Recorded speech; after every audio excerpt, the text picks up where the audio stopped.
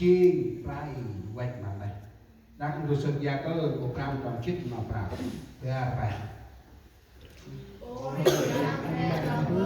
ấy rừng nam chi sơn rừng nam cây nào chi khăn mai cười bạc nước son trôi nước hầm na mà sam và lào tươi đậm sao tại này cực phát thì ra mức mít né kề mà hẹn nó sao tu nó suốt sáng trong sự cầu nguyện đó là người hầu việc Chúa là người suốt sáng trong sự cầu nguyện phun bác cá không ai nhá xin phun tu nó tầm não bữa sau là hè một cái nào tu nó tầm bữa sau một thì chỉ ngố phun cho hai ta đây mong nào ta và là mong nào kì usa naksa nào kia tắt tầm naksa nào ngọt ruê tầm phun cho hì ta là hai một cái nào bữa sau một kia nào tu nó tầm nào bữa sau cùng được gà nè nào bữa sau mà như chỉ nông phù ta là bữa sau mà nào cái này nào chi này mà về hè nam hay một thứ nam mà nào năm sáng thật ra hè ấy nào là người 4 năm trường kinh thánh nếu chúng ta không có sự cầu nguyện mỗi công việc chúng ta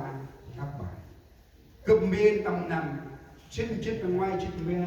nghi rằng đủ thức đủ quay lại ta nên cái lòng trám bắt nát xa thơm phùng cho hè lẽ ngôi phùng cho bạn mà cho kho thì trong làng đó nhiều công giáo nhưng chỉ 5 gia đình là tin lành. Tại sao Chúa làm việc đến bây giờ đến 500 tín đồ mà chỉ 5 gia đình? Trước nên mà trai cái vân tụi mình xin vào là ngồi trên na prang ôi hắn đi un một cái con một cái pri con một cái cái lòng ôi biết rồi tầm na mô ăn phun na cùi sang hên là tròn tóc cái tầm na đi hên hẳn có thể được bữa sau tu na mang ắt sâu xa đã cái nát xa các con này nó đã mà cực hại sẽ là bé chết nát xa tầm ba phương chi mi thì chết nát che thô mai chết nát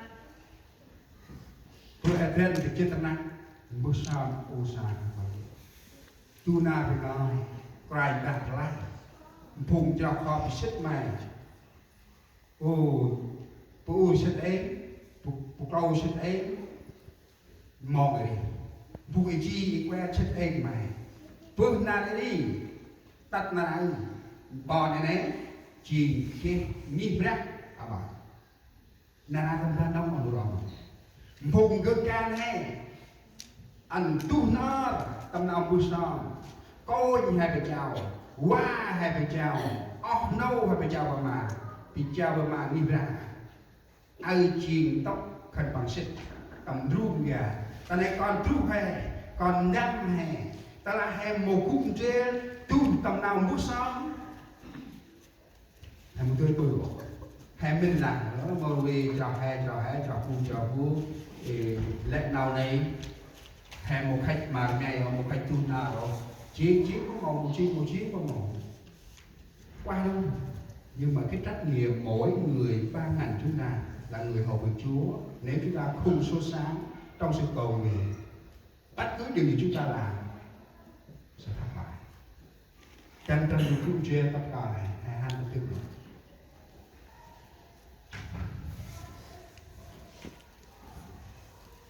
rồi sự nào bên ngoài còn tàu về rác đồng hay là cái này nói tu na của đi ngoài ra nói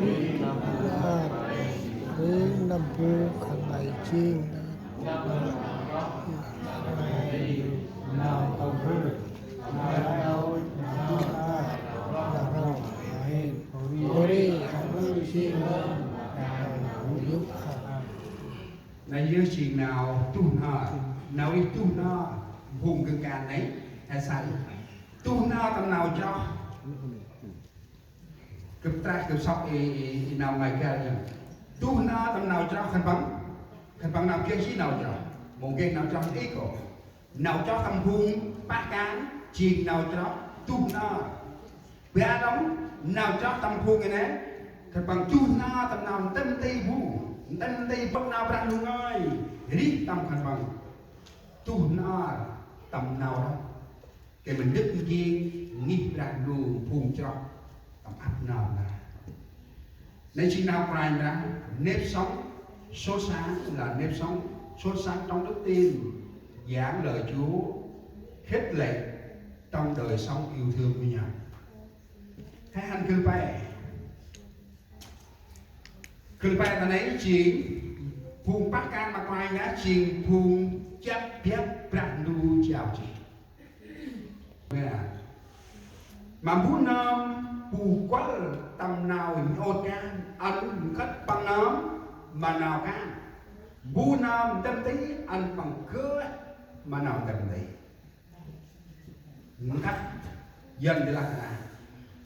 ai được gọi đến làm chức vụ hãy buộc mình vào chức vụ buộc mình vào chức vụ cách hai nám tầm càn này đó hệ trao nam can đây bà phúc mùa năm là hệ nào cách hai nám cướp ai chi đồng phù chết mất cướp ai chi đồng phù nợ cấp cao tức là thế ký cướp ai chi trưởng ban cướp ai chi đồng phù thú quý cần phải biết mình trong 3, 4, 5 người này phải ngồi chung với nhau thì điều đó mới làm được việc. Ta là hai tầm trăm người ai một cung rến, một càng rến, tí bùi quan nít này, nói ngân này tầm đi, nói ngân này tầm la, nói ngân này tầm trong, tầm la tầm trong nói ngạc mà là gạt tiềm đi mà, được mỗi mẹ, tôi chỉ vì để cho ta được vũ bộ, tầm la, chứ đủ ơn. Người ta đi tầm cát vậy cái mỗi mẹ tầm la ta làm ca nghe cái mỗi cả rít chỉ cái lúc nào ở đâu nào anhคิดna bu nam hay prang du qua hay tầm ô cá anh cắt thay nó tầm ca này chỉ mà hè ta là hè một lao anh hay nam gần hay nam cắt thay nam tầm nào ca này hay một lao bự cái đó đâu cả là hôm nay cô Burai phải chịu chịu na đây Burai này là mày ăn cô để chế họ ba bực thế gòn nhang Burai này là mày ăn đấy hành lúc như là mày đi mày ăn chèo bầu mày chèo bầu ăn một cái mình cũng chèo bầu dớm đi mày vô na đấy ăn bầu tập thức để chơi biết chết nói là một cái cá một cái việc gì chỉ mong bị bực ảo bực kẹt rồi như thế này là anh tầm bạc phùng bác ăn mà quay ra trình phùng chết biết bạc đu môi chín trường đẹp quay ra chào mà ốc quay ra chào mà mon quay ra chào mà côi mà giờ tầm đi bạc đu à chân trăng đu co này tầmรู้สึก nào rằng mà Petro tu lớn cổ nắm tròn về nào càng đấy mồ nè cù má hạt mồ là phụ chất mồ là phụ đá rồi can đấy chờ kia mà nào luôn nằm bằng khôm bằng ra áp nằm can phát tờ kia kia quay lại rồi bắt đầu lại từ mỗi can quay ra đặt lên nằm ở đầu sát tàu nên nhầm mà lạc là đâu lạc bằng đi ít mà kia nào không là phù lạc mà chi mà phù chỉ mì nè phù chỉ mì họ từng lạc càng có xì có quê đồng leo phù còn là cái gần cái tôn mà thấy có nào có nào phù hộ phù chi mà phù chỉ mì có kết quả phù chỉ mì thì thấy cầm nào cái đâu tâm rồi sức nào bên người Petro trước gồm năm trong phía hai đắc chu phía về ยับพร้อมผู้เดียบประดูชาวที่มากันไว้บื้อการไหลหลงเราจำขอกเมียละอันทำไมบื้อมีที่นำเราบาทอกเมียละบื้อมาและมือทำ ในชีอีกเล็กทุนไหนเดี๋ยวละบื้อมาและนุ่นทำอันองนองแห่คิดนั่นแหละจะพอเพียบไปตำนำไปก่อยต้องไทยไปก่อยตำนาวิชีแห่ตลาดใช้ชุมปักการมาไกลนะแห่มาเบื่อเกลือนาลงจุ่มนาลงมาแห่โยดาตำนูอันนั้นอะไรจันไกลนะก็แห่อันให้จริงพุ่งจับเพียบไกลนะเจ้าจริงพุ่งตะในรูปแห่มิดแห่บึกแห่ออกเฮนโกยเยอะแห่ออกก่อนให้เราบินนะแห่จริงพุ่งจับมัดพุ่งจอกจีไตวัดมาได้ไกลนะมาอันนับวัดจริงนานาโคตรอัพนาแห่จันไปอะไรกลางดูบึกอีสกินก่อนกลางแรกคุกเจนมาพุ่งgừng cà nè tầm nhích ra đu ở chiên tay quay lấy ta làm quay ra là ấy hồi tới tắt quay là speak hè là quay amen hãy chúc đại ngôi chèn đu sò tinh nam đây à áp nam gừng cà nè sai quay chỉ lấy con chỉ tu ấy